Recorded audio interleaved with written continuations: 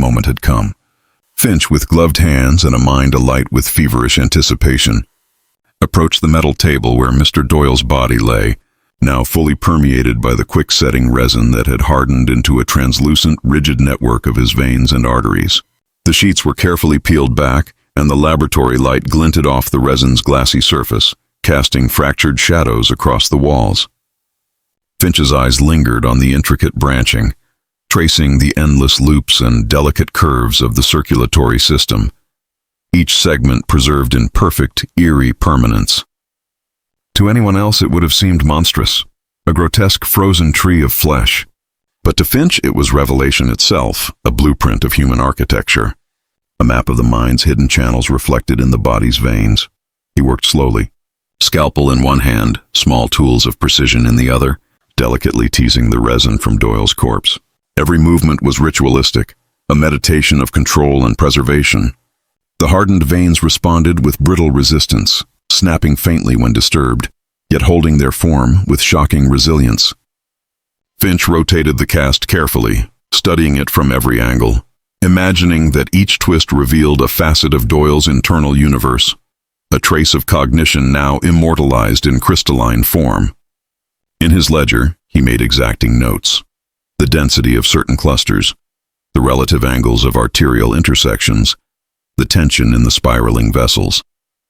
Each observation fed his theory that the human mind and body could be reduced to a calculable geometry, a system that could be broken, understood, and ultimately perfected.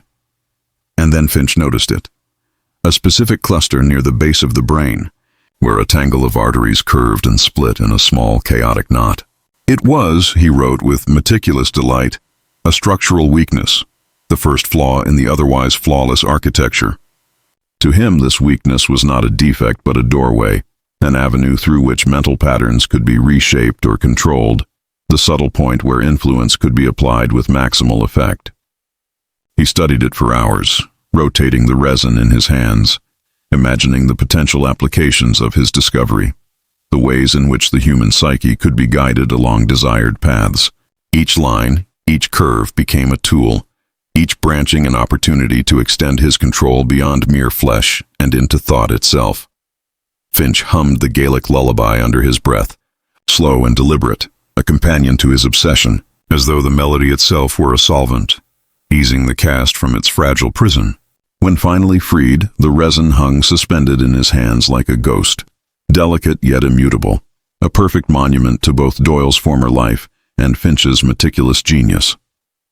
He marveled at it, imagining it displayed in a gallery of understanding, a tree frozen in time, evidence of both fragility and precision. The structural weakness near the brain glimmered under the gaslight, a subtle invitation to explore, to experiment, to shape the invisible architecture of thought itself. Finch's heart quickened with the thrill of discovery. This was more than science. It was dominion. The resin cast was not merely a relic, but a key, a step toward the ultimate exercise of his philosophy, that the mind could be designed, molded, and perfected as surely as any building or bridge.